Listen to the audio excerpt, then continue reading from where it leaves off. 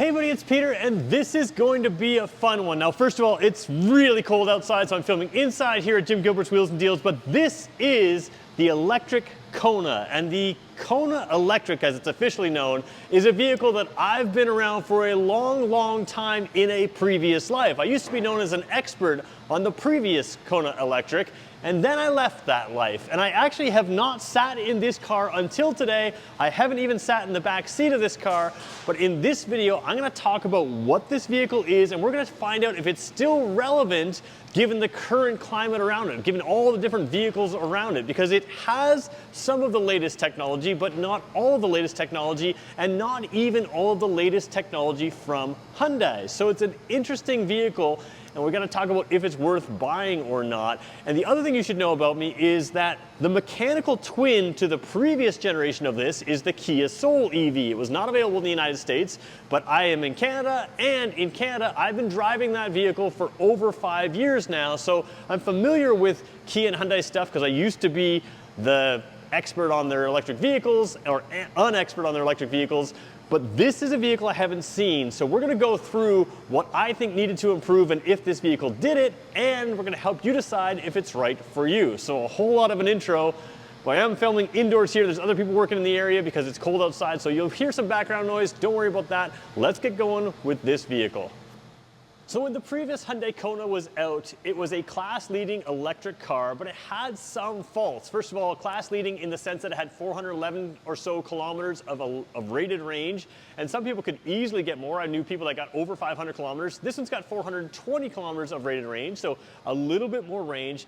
But at the time, it used the top technology that Hyundai had. Now, the top technology that Hyundai has today is 800-volt architecture. This is 400-volt architecture. What does that mean for you? Well, it means the capability to charge really fast. This one still has fast charging capabilities in its 400-volt architecture, but the Ioniq 5 and other vehicles in the Kia and Hyundai lineup, they do have even faster charging capabilities, but that depends on the chargers you're going to run into. And for many people still today, a lot of the chargers you're running into, especially here in New Brunswick, aren't going to be fully capable of charging this car, or sorry, charging the Ioniq 5 or something like that at the fastest possible charge speed. So this one is rated for about up to 80% in about 45 minutes or so, which is an improvement over the hour to an hour plus that the previous car had. So you have an improvement in fast charging times, but it's not the top state of the art that you would get in something like the Ioniq 5. Now, where I see this car as a perfect fit is potentially as a secondary car for people, although it's an expensive secondary car. If you buy it as a secondary car, it'll become your primary car for all of your trips, all of your driving, except for potentially some of your road trips. Now, flip side is you can absolutely road trip in this car, but where this car is really good is if you don't do a ton of road trips, you just do some, and you do most of your driving in town. You might have to stop for one charge to maybe charge for 15 minutes to make it to your destination or make it home. That's where this car excels, and it's gonna be very good at that. Where the previous Kona had problems was it was hard to recommend it over the Niro because the Niro has so much more space inside. This car, it's fixed some of those space problems, but let's check it out to start off. So let's check under the hood first. We'll work our way through the car, and then we'll head into the dash and technology and talk about that. So starting out of the front of the car, you can see you've got a different look altogether than the previous Kona. If you remember the previous Kona, I am popping the hood here, but before we get to that, I want to point out this light bar across the entire front here is something that lights up your full headlights when you're running at night. So very cool piece. The other thing you have is this electric charge port here. Now this charge port here, it tells you sort of roughly the state of charge, about 50-ish%. But the other thing it does, it is being on the front of the car in Canadian winters, a lot of times you get that ice and slush that can build up here. Well, first of all, this is pretty easy to get open. It's not an electric plug, it's a regular one, but you have a situation here where this is a heated area, and that's a big deal because you don't end up with that sort of rain stuff sneaking in there and freezing. So this is a heated area, which means it's going to open for you and be able to get into the charge port. Now, if we take a look under the hood here, you do have a hood release latch, which Teslas do not have, and you've got a different situation. Let's bring you in closer to that right now. So we'll start on the wide angle camera here for a second, and then we're gonna zoom into the standard angle camera. You can see that some EVs sort of cover up the extra stuff. One thing that people are surprised to see is a 12-volt battery right here. There is a 12-volt battery in this car. Now, if we go to a regular angle here, you can see one thing that a modern EV is sort of required to have is a frunk, or a front storage area, front trunk. Now this one kind of meets the bill. I would not call this a frunk, but you could put your running shoes in here. You can put other things in there. One thing I like to do is I like to put my sort of like hiking shoes and muddy shoes and that kind of stuff in the front area, but this is sort of sealed in here. You do have the option to put other things in there. I don't know how warm or cold it will stay based on being out in the front, so you have to keep in mind whatever you put in there, but you do technically have some storage area underneath the hood here. That isn't, you know, great. Now I can tell you on my Kia Soul EV, a little more boxy front end compared to the old Kona, you could have put something like this above the panel. The electric motors sit quite low. So really what they're doing is using up space that was unused before, but I wouldn't call it a full front trunk or a frunk, but you definitely have a little bit of storage space in the front, which is an improvement over the previous model. One thing I do want to point out here is your headlights are down low here. Hyundai's headlights have become really good lately. They have a very sharp cutoff, and by mounting them low, they can keep them nice and bright without creating a lot of glare in other drivers. Now, something like the Kia Soul, something like the Cybertruck, they actually have a shelf underneath, sort of the bumper underneath those LED lights, and that can pile snow. Here you're going to have some aerodynamic clearing of a lot of that stuff, so less of an issue. The other thing to point out, this car does have a heat pump. Heat pumps, of course, allow you to have a better more efficient process of warming up in the winter. Although on my Kia Soul that I have the base model one with a little bit less range, doesn't have a heat pump. Still not the end of the world if you're using it as an around town car. Take a look at the rear of the Kona here. The Kona Electric still says electric in the exact same font, and you really have a mirror of the front. The rear lights here are kind of mirrored to the front. You've got the strip cross, it's a mirror to the front. Hyundai is kind of a strange brand. They don't really have a language that goes throughout their whole lineup, a styling language that goes through the whole lineup. Something like the Santa Fe looks different than the Santa Cruz, which looks different than the Kona. Now, this one is not the powered tailgate. There is a powered tailgate on the higher trims, and we should point out trims as well. Because of the way the government gives out subsidies to these cars in Canada, everything is the preferred trim, and you end on the Trend package and other packages from there. So this one does not have those packages, but it's really just, there are multiple trims, even though it's just the preferred package with trims. This is base model. Let's take a look inside the trunk here. Inside the trunk here, we're gonna go wide angle for just a second here. You can see you've got the cargo cover. This is a much bigger trunk. That's one thing the Kona could have used in the previous generation, was a little bit larger trunk. This one is answered. Now with a larger trunk comes a little more square rear end. Some people are gonna like the styling of this. Some people may not like the styling compared to the previous Kona. One thing I like is they have a really good underfloor storage area here. Now this one's got your chargers in there, fairly deep, fairly open space in there. So you do have the ability to drop this floor down and kind of get that extra space in there. And then of course, if you fold the seats down, there's a step up to the seats. That's why it has this high position as well. You can fold those seats down, 60-40 split, and have a straight slide out from the here to there, which again, really answers one of the problems with the previous Kona. Less storage space, now plenty of storage space. The other area where the Hyundai Kona of the past had a really tough time convincing me was rear seat space. Now you can see here, I have the driver's seat set up for me. I'm gonna jump in as a 6-footer. This is the very first time I've ever sat in the rear seat of this car, and knee room's good. Full room's fine. I can clear my feet under the chair there. Headroom is very good as well. We'll bring you in just a second here, but yeah, as the very first time I've sat in here, this is good. One of the other things you find with a lot of electric vehicles is that this area here is low compared to the floor. And that's because the battery's under the floor. So they actually raise the floor in some electric vehicles. Now that becomes a problem in non-SUV models, things like the Tesla Model 3, even the very current, the latest refresh of the Tesla Model 3. Your knees are up off the seat, which means long time traveling in that car is less comfortable. This one's pretty good. My legs are just about on the seat. If I sort of splay my legs out a little bit, I'm very comfortable on the seat. But way big improvement here in headroom and legroom in the rear seat, and that makes this more viable for more people, including just having bigger child seats in this car that can actually fit. Now I'm gonna bring you in here right now. We're gonna take a look at what's back here on the very base model, and then we're gonna go inside to the front and look at some of the technology. All right, so jumping in this car, we're gonna sort of take you along for the ride. Now, what you have here in the back here, hard plastics. That's common for Kias and Hyundais in the rear seats in a lot of places, especially in the lower trim levels. So hard plastics around, but well positioned. Down here you have what looks like a vent, but in this trim it is not a vent. And if you can see down there, you do have two USB-C ports and a little bit of a place to stick your phone. What you don't have is any pockets on the back here. Let's just go full wide angle for it. Oops, yeah, there we go. Full wide angle, no pockets on the back here, but you do have this plastic that makes it easy to clean if you've got child seats back here, that kind of thing. So not a whole lot of amenities back here, but it is an improvement in comfort. You've got a little water bottle holder there, and you do have two positions in the seats here. You can see that one is set forward and this one is set further back. I'm going to jump into the seat on this further back and we'll show you how the headroom works for a 6-footer like myself.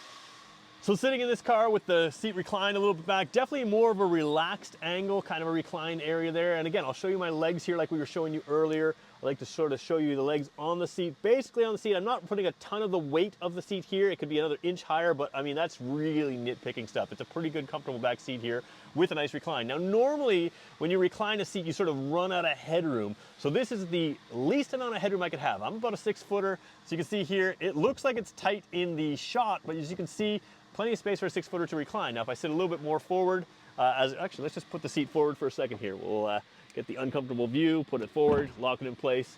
In the upright position, again, it doesn't look like much, but it has a lot of space here. The other thing you're gonna find, not a whole lot of weight or insulation in this roof liner. That is something different than certain other cars, but you're not probably gonna have people knocking on your ceiling and hearing that sort of hollow-y type sound.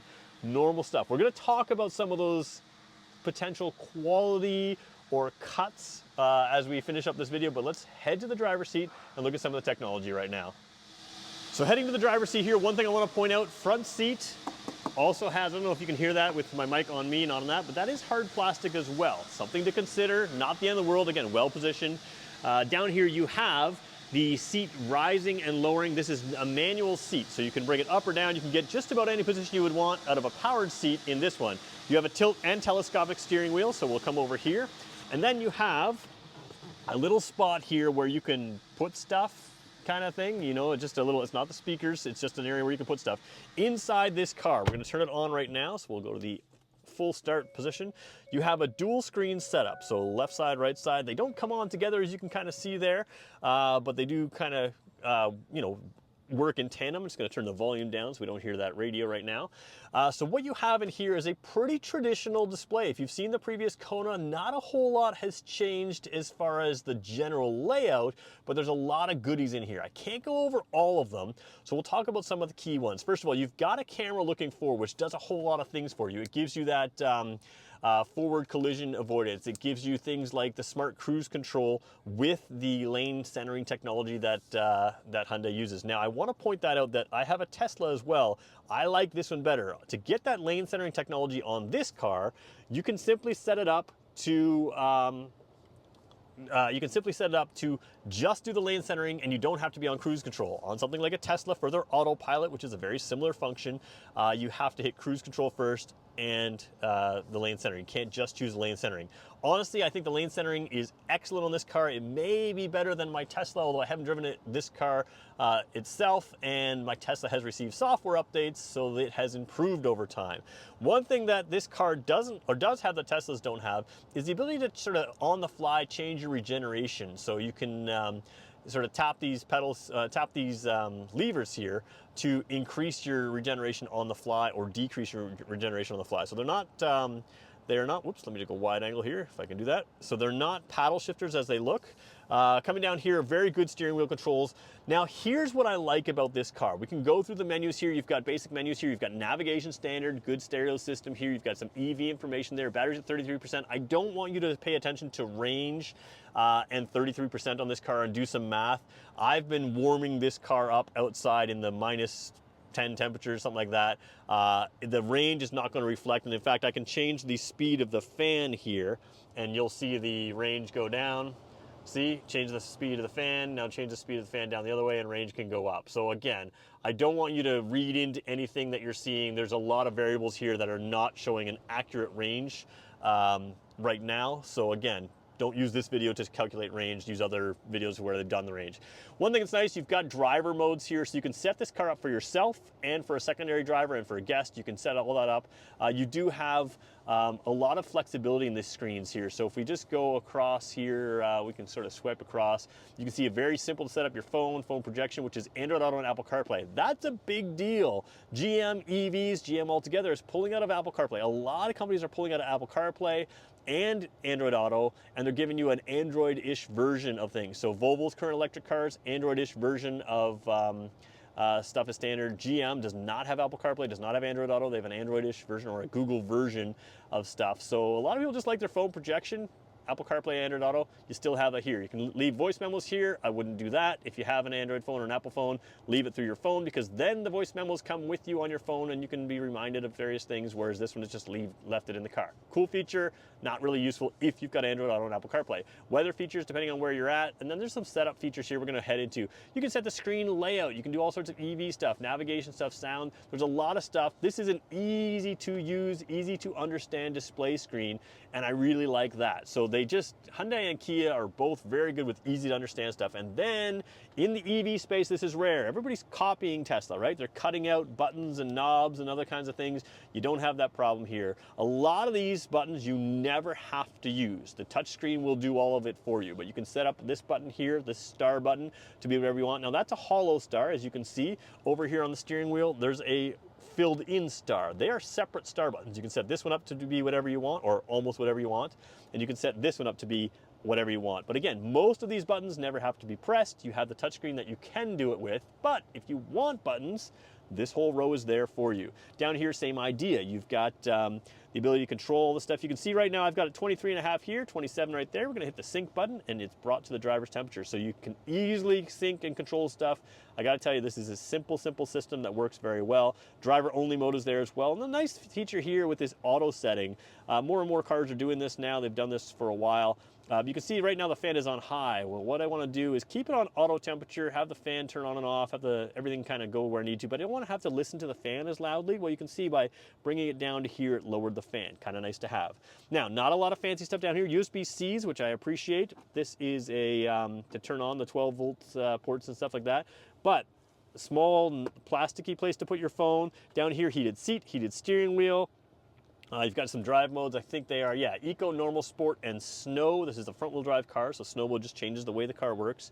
You do have a backup camera on this car. Other cars probably have a surround view camera, but this one at the bottom end just has a backup camera and heated things. Now, or heated seat as well. Down here, very cool thing. There's your key, first of all. Kind of that bluey greeny color, and you can see that you get the little Hyundai logo there as well.